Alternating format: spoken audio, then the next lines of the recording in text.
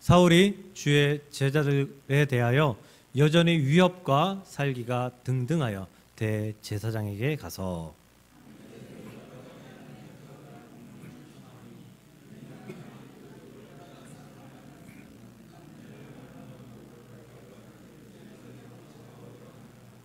사울이 길을 가다가 다메섹에 가까이 이르더니 호련히 하늘로부터 빛이 그를 둘러 비추는지라.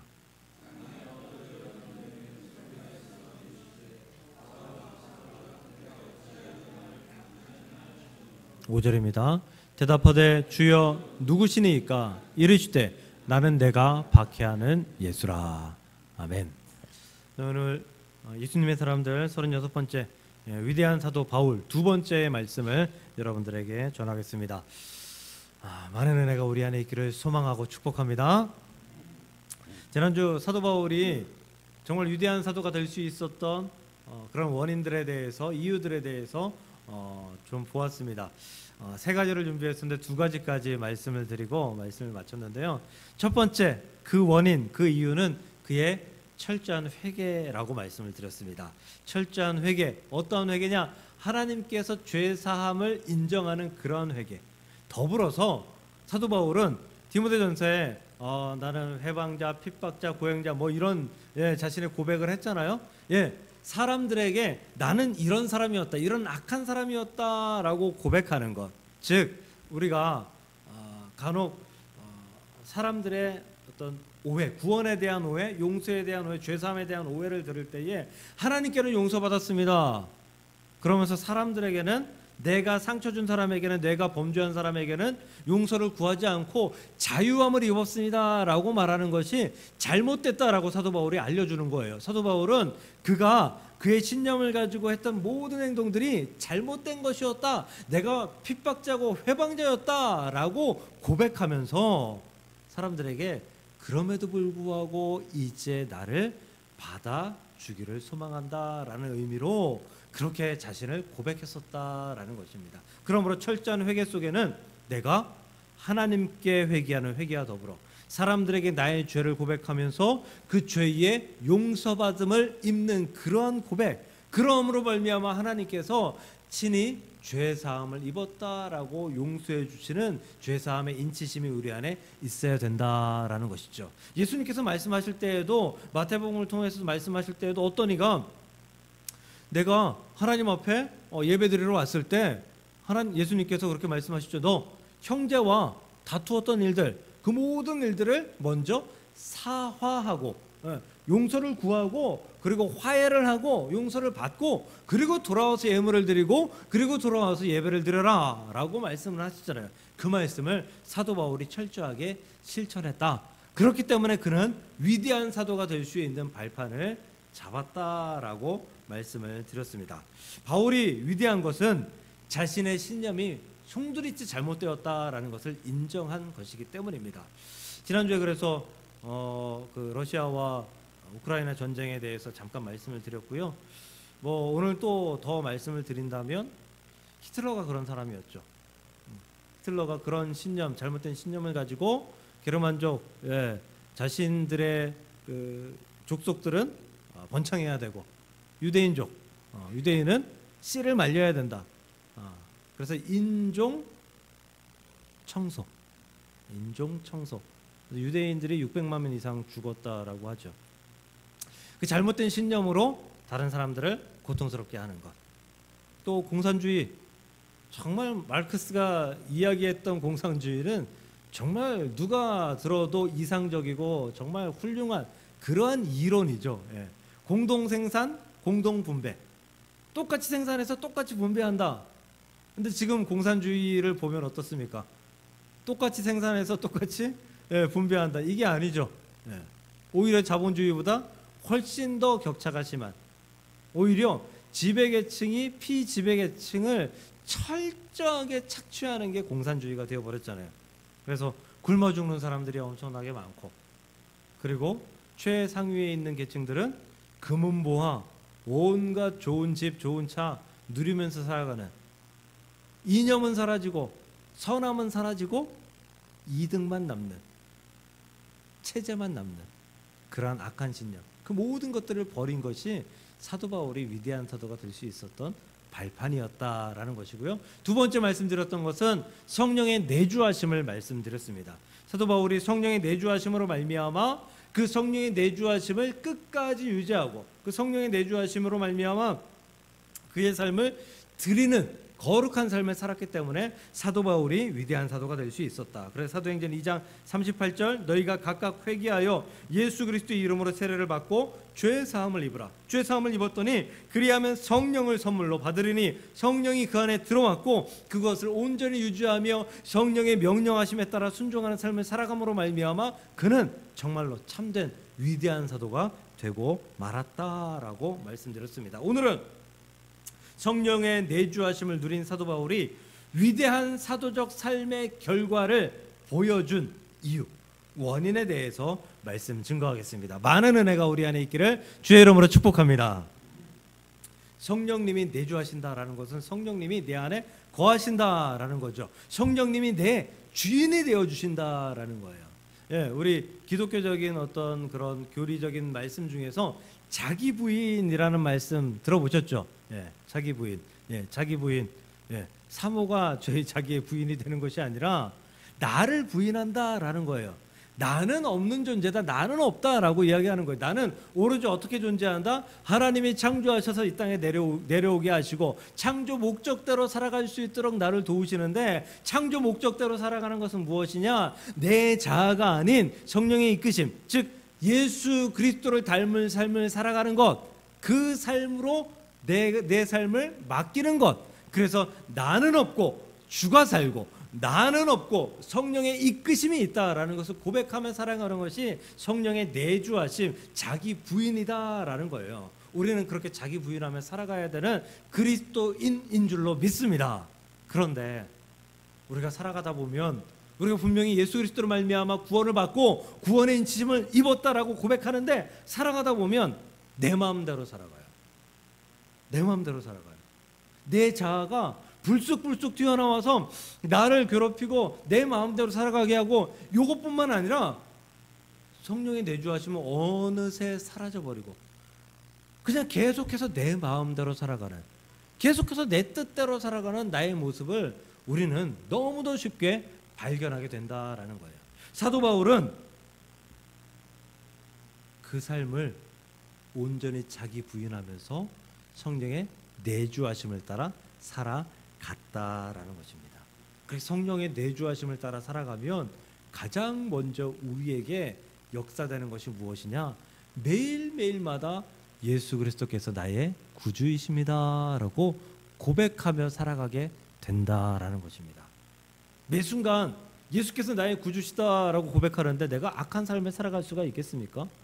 나의 사업에, 나의 일터에, 또 내가 만나는 사람과 어떠한 관계 속에 있는데 그 순간에 내가 예수님의 사람입니다, 예수의 구원이 내 안에 있습니다 라고 고백하면서 그와 대화하는데 그를 헐뜯고 그를 비난하며 그와 다투고 분내며 살아갈 수 있겠습니까? 성령의 내주하심이 있으면, 자기 부인하며 살아가면 예수 그리스도께서 항상 내 안에 함께 하신다, 구원자이시다, 나의 구원을 고백하는 삶을 살아가게 된다라는 사실을 믿으시길 바랍니다. 그런데 이 일이, 예수 그리스도를 구주로 고백하는 일이 쉬운 일이 아니에요. 쉬운 일이 아니에요. 성령이 없이는 결코 쉬운 일이 아닙니다. 왜냐하면 예수님하고 우리하고는 엄청난 차이가 있기 때문에, 갭이 있기 때문이에요. 시간적으로도 차이 있고 여러 가지 면의 차이가 있어요. 제가 MZ세대라고 요새 많이 이야기하죠. 근데 MZ세대가 몇 살부터 몇 살인가 검색해 봤더니 1981년부터 96년까지가 MZ세대래요. 저랑 몇 살 차이가 안 나요. 네. 근데 MZ세대의 어떤 단어다, 어떤 말이다, 어떤 행동이다 잘 이해가 되지 않고 동의가 되지 않는 그러한 일들이 굉장히 많더라고요. 이 말은 잘 아실 거예요. MZ세대가 쓰는 말 중 킹 받는다 많이 들어보셨죠? 네. 그래서 제가 예전에 검색해 봤어요.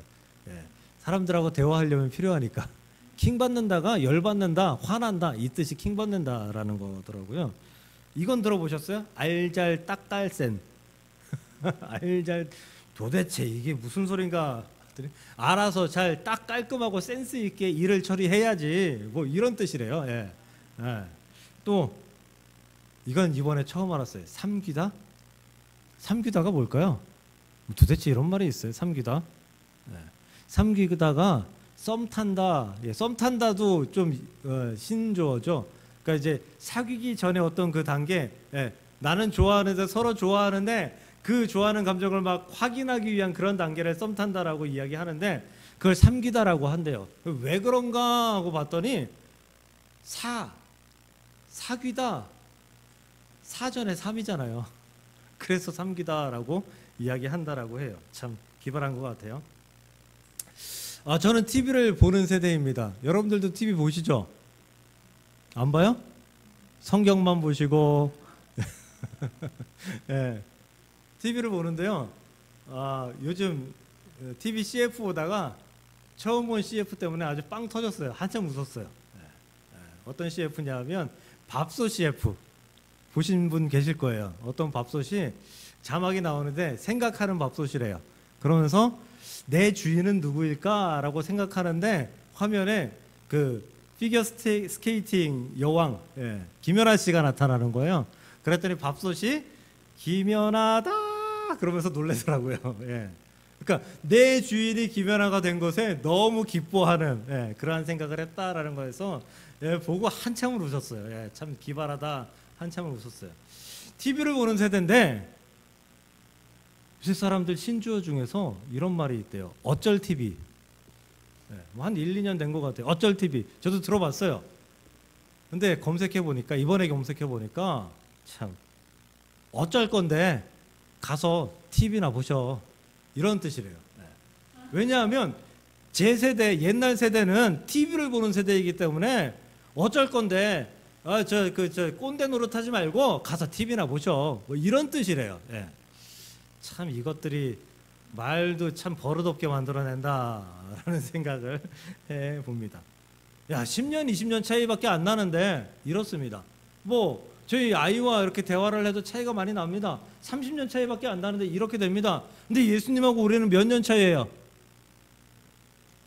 뭐 정확히 계산하면 조금 다르지만 2023년 정도 차이가 나잖아요. 2023년 2000년 넘게 차이 나는데 세대 차이가 예수님의 생각하고 우리의 생각하고 딱 맞는다? 비슷하다? 걸맞는다? 말도 안 되는 얘기죠. 말도 안 되는 얘기예요. 100년, 200년 전의 사람들하고도 말도 안 되는 얘기예요. 안 맞아요. 더구나 우리는 백이민족, 단일민족. 우리는 우리 얼굴색, 우리 얼굴 모양 가지고 있는 사람들, 요 사람들만 선호하잖아요. 그래서 일본 사람들도 싫어하고 중국 사람들도 싫어하고 외세의 침략을 너무 많이 받아가지고 외국 사람들을 좀 이렇게 경계하는 그런 문화가 좀 있어요. 특히 서구 쪽으로는 얼굴 하얀 사람들 쪽으로는 어떤 그래도 좀 호감이 있는데 근데 얼굴색이 우리보다 조금 더 노랗거나 조금 더 검으면 이미 벽을 좀 치고 있는 그러한 좀 잘못된 문화를, 편협된 문화를 가지고 있어요. 예수님은 우리보다 얼굴이 훨씬 검습니다. 생활 방식도 다릅니다. 옷 입는 것도 달라요. 말하는 것도 다르고요. 정말 어떤 것 하나 공통점을 찾아보기가 어려운 분이 예수님이에요. 그럼 우리가 직접 예수님을 알고 예수님을 만나고 예수님께서 우리의 구원자다? 이건 거의 불가능에 가까운 일이다라는 거예요. 그 불가능에 가까운 일을 가능케 만들어 주시는 분이 누구다? 바로 성령님이다라는 거예요. 성령님이 시대별로 변천하고 변화하셔서 언제나 우리 곁에, 언제나 우리의 삶이 어떤 것인지 바라보시면서 우리의 생활 습관에, 우리의 삶에 맞추어서 예수님이 어떠한 분이시다, 우리의 말에 맞추어서 예수님이 어떤 분이시고 어떻게 구원하셨고 또 그 마음을 우리에게 전달하시면서 언제나 우리에게 예수님을 설명하고 언제나 우리가 예수님을 믿을 수 있도록 도우시는 분, 그분이 바로 성령님이다라는 거예요. 그래서 그분이 보혜사라는 거예요. 그래서 우리를 도우시는 분, 우리와 함께 하시는 분, 우리에게 언제나 이 땅을 살아갈 수 있도록 도우시고 하나님의 지혜와 진리를 알 수 있도록 도우시는 분, 그분이 바로 성령님이다라는 거예요. 성령님이 없이는 고린도전서 12장 3절 보면 성령으로 아니하고는 누구든지 예수를 주라 시인할 수 없느니라. 성령이 없이는 예수님을 알 방법이 당최 없다라는 거예요. 당최 없다. 그러므로 우리는 성령님을 의지해야 합니다. 성령의 내주하심을 의지해야 돼요. 성령이 내주하심을 우리가 항상 확인해야 되고, 그로 말미암아 예수님을 바라볼 수 있고, 예수님을 바라보고 말미암아 예수님이 우리를 구원하셨다는 사실을 인정하고 또 인정하며 우리가 그렇게 살아가야 되는 것, 그것이 바로 사도 바울이 온전히 위대한 사도가 될 수 있었던 귀한 방법이었다라는 사실을 기억하시고, 우리도 성령의 내주하심을 인정하고 그 내주하심을 따라서 살아가며, 그 성령께서 우리를 도우시는 대로 우리가 예수 그리스도를 구주로 시인하며 살아갈 수 있는 저와 여러분들이 될 수 있기를 주님의 이름으로 간절히 축복합니다. 성령이 내주하시면 중재자가 되셔서 예수님을 알 수 있고 구원을 받을 수 있다, 구원을 우리가 확인할 수 있다 말씀드렸습니다. 오늘 집에 참석할 줄 알았는데 참석을 안 했네요. 우리 홍성진 집사님하고 이기쁨 집사님이 이번 주에 이사를 하셨어요. 네. 경기도 판교, 성남 판교죠. 예. 판교에서 안양으로 이사하셨어요. 예. 조금은, 아주 조금은 교회랑 가까워졌어요. 더 가까워지면 좋을 텐데 이놈의 서울 집값이 정말 죄송합니다, 미쳤잖아요. 예. 예. 그래서 오기가 힘들어서 안양으로 갔는데, 저는 두 분이 아이들과 잘 사는 모습이 늘 신경 쓰이고 늘 또 보기가 좋고 늘 감사합니다. 왜냐하면 그 두 분은 제가 아니면 만날 수가 없었기 때문에. 홍성진 집사님이 제가 전에 사역하던 교회 청년이었어요. 그리고 이기쁨 집사님은 잘 아시듯 우리 사모의 동생이고, 그래서 제가 홍 집사님을 우리 막내 처제에게 소개하는 게 어떠냐 라고 해서, 그래서 소개를 해주고, 저는 결혼까지 할 줄은 몰랐어요, 사실. 결혼하고 아이 둘을 낳고 지금 10년 넘게 잘 살아가고 있습니다. 재미있게 살아가고 있어요. 어떻게 결혼할 때 그래서 양복도 하나 얻어 입었고요. 물론 가족이니까 양복해줬겠죠. 양복도 하나 얻어 입었고, 그것도 홍 집사님의 어머니가 그 교회 집사님이어서 고맙다고 용돈도 주시고, 그래서 아주 즐거운 결혼식을 했었는데, 잘 살고 있으니 감사하고 또 감사합니다. 그런데 만약에 제가 소개한 커플이 잘 살다가 이혼을 했어요. 그럼 제 마음도 좋지 않을 거예요. 그렇지 않을까요? 그럴 거예요. 늘 신경 쓰일 것 같아요. 내가 소개하지 말걸, 이런 생각도 들 것 같아요. 무슨 얘기냐? 성령님이 우리에게 예수님을 소개해 줬다는 거예요. 만나게 해주셨다는 거예요. 중재자가 되어주셨다는 거예요. 그러면 성령님이 우리가 예수님과 그 만남을 잘 할 수 있도록, 다시 말하면 잘 살아갈 수 있도록 성령님이 항상 신경 쓰지 않으실까요? 우리가 예수님하고 헤어진 삶을 살게 되는 것을 성령님이 과연 원하실까요? 그렇지 않도록 노력하시는 분이 성령님이다라는 거예요. 성령님은 항상 우리의 상태를 보시고 우리의 삶을 보시고 우리에게 이런저런 말씀으로, 이런저런 행동으로, 이런저런 도움으로 우리가 예수님을 바라보고 살아갈 수 있도록 함께 하시는 분이 성령님이다라는 거예요. 근데 여기 조건이 있죠. 우리가 성령의 내주하심을 인정하고 확인해야 되는 거예요. 그럼 우리는 예수님과 늘 함께하는 삶을 살아갈 수 있다는 거예요. 그만큼 성령님이 예수님만큼 중요하다라는 거죠.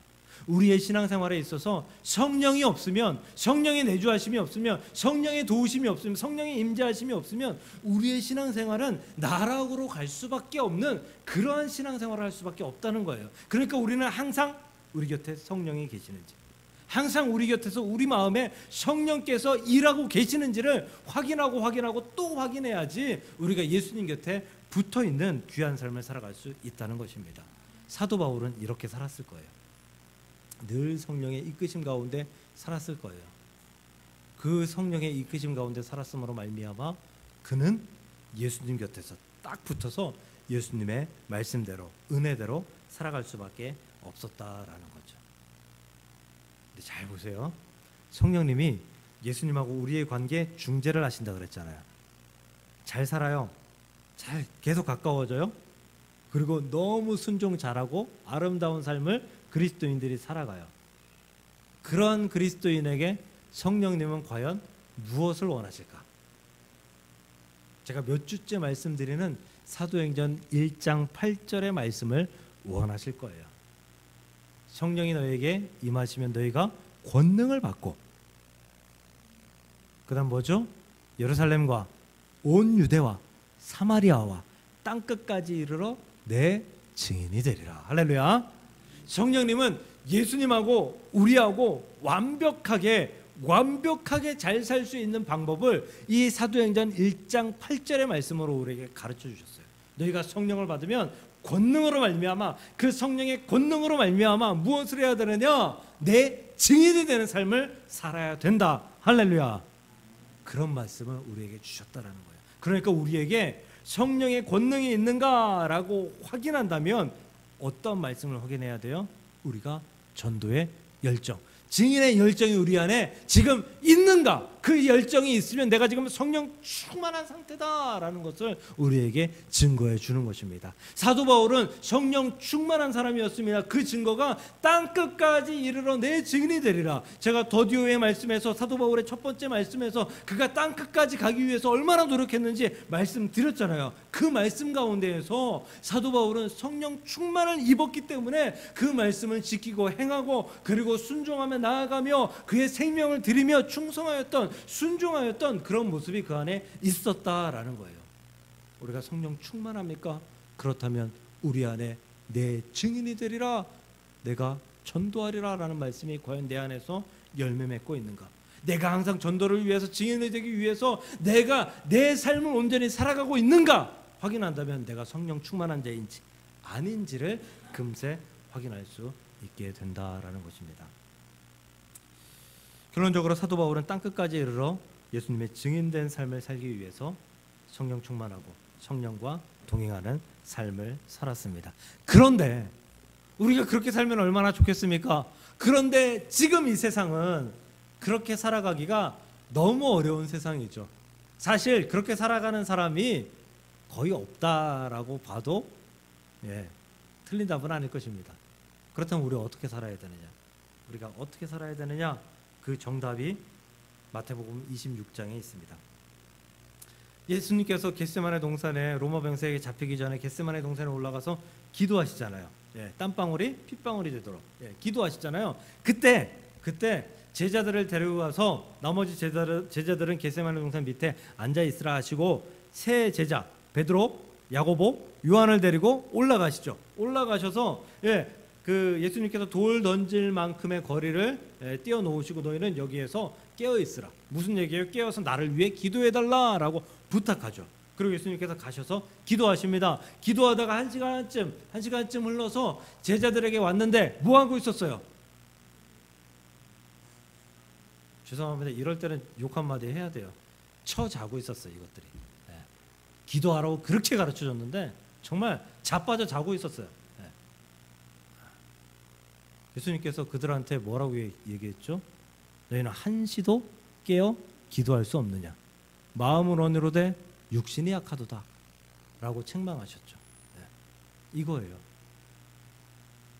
우리가 성령의 이끄심을 받아 예수님과 온전한 교제를 하며 살아가기 위해서는 우리 안에 기도의 삶을 기본적으로 가지고 있어야 된다라는 것입니다. 우리가 땅끝까지 이르러 복음을 전하는 거, 이거 우리가 지금 할 수 없어요. 하기 어려워요. 그런데 기도하는 건 할 수 있잖아요. 이건 당연히 해야 되는 거잖아요. 그런데 과연 우리가 성령이 명령하는 대로 기도하는 삶을 살아가고 있는가? 예수님께서 흡족할 만큼의 기도 생활을 하고 있는가? 제가 한 가지 여러분들 좀 민망한 말씀 드릴게요. 제가 목동사랑교회 와서요, 매년 부활절마다 고난주간마다 특별 새벽 기도회 하자라고 해서 일주일간 특별 새벽 기도회를 했습니다. 근데 원래 나오시던 분들 외에 단 하루도, 단 한 번도 아무도 나오시지 않았어요. 아무도, 그냥 이름만 특별이라고 붙였지 그냥 새벽 기도회였어요. 민망하셔야 됩니다. 물론 여러분들 뭐니까 각자의 가정에서 가까운 교회에 특별 새벽 기도회 하는데 참여하시고 하셨겠죠. 적어도 우리가 한 번쯤은 열심을 내서 그 자리에 참여하는 게 하나님께서 우리에게 원하시는 기도의 방법이 아닌가라고 생각해 봅니다. 예수님께서 우리에게 당신과 동행하기 위해서는, 잘 살기 위해서는 기도해야 된다라고 말씀하십니다. 우리 이건 할 수 있습니다. 기도는 할 수 있습니다. 기도하는 삶은 충분히 우리가 살아갈 수 있는, 할 수 있는 방법 중에 정말 가장 기본적인 방법, 누구나 다 할 수 있는 그런 방법입니다. 그러므로 우리 함께 기도하십시다.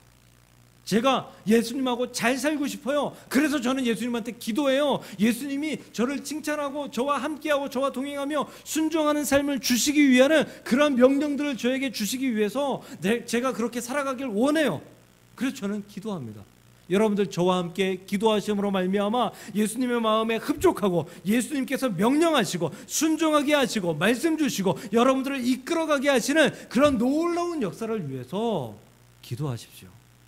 성령께서 기도해라 감동하실 때 잠깐만요, 조금 있다가요, 오늘은 힘드니까요 말씀하지 마시고 성령의 이끄심대로 여러분들 기도하고 또 기도할 수 있는 저와 여러분들 될 수 있기를 주의 이름으로 축복합니다. 사도 바울은 성령 충만한 사람이었기 때문에 기도하는 삶은 아주 기본으로 그렇게 누리며 살았을 거예요. 그가 위대한 사도가 될 수 있었던 것은 우리가 생각하고 있는 가장 기본적인 일에, 가장 기본적인 신앙생활을 가장 잘했기 때문에 위대한 사도가 될 수 있었던 거예요. 오늘 말씀처럼 다메섹 도상에서 예수님을 만났기 때문에 위대한 사도가 될 수 있었지 않겠느냐라고 말씀할 수 있을 거예요. 반문할 수 있을 거예요. 그러나 그것으로 끝났다면 사도 바울은 위대한 사도가 될 수 없었을 거예요. 사도 바울은 우리가 알고 있는 전혀 특별하지 않는 가장 기본적인, 그리고 가장 우리가 해야 되는 기도와 성령과 그리고 회개와 함께하는 귀한 삶을 살았기 때문에 위대한 사도가 될 수 있었다라는 사실을 기억하고, 우리도 가장 기본적인 신앙생활에 최선을 다하며 하나님 앞에 부끄럽지 아니하는 귀하고 복된 하나님의 백성들이 될 수 있기를 주님의 이름으로 간절히 축복합니다. 기도하겠습니다. 하나님, 사도 바울이 위대한 사도 바울이 될 수 있었던 것은 그가 예수님을 직접 만난 것도 있지만 더 큰 것은 가장 기본적인 회개와 기도와 성령과 함께하는 귀하고 복된 신앙생활을 했기 때문이다라고 오늘 말씀에서 들었습니다. 우리도 그렇게 행할 수 있도록 도와주시옵소서. 그렇게 행할 수 있도록 주님 역사하여 주옵소서. 그리고 우리가 감동되어서 성령께서 말씀하실 때마다 순종하고, 그리고 성령께서 우리를 이끄실 때마다 그 이끄심에 나아갈 수 있는 거룩한 자들이 될 수 있도록 주님 인도하여 주옵시사. 우리 예수님께서 원하시는 귀한 삶을 온전히 살아가고 또 살아감으로 위대하고 아름답고 복된 하나님의 백성들이 될 수 있도록 주여 축복하여 주시옵소서. 예수님의 이름으로 감사하며 기도 드리옵나이다. 아멘.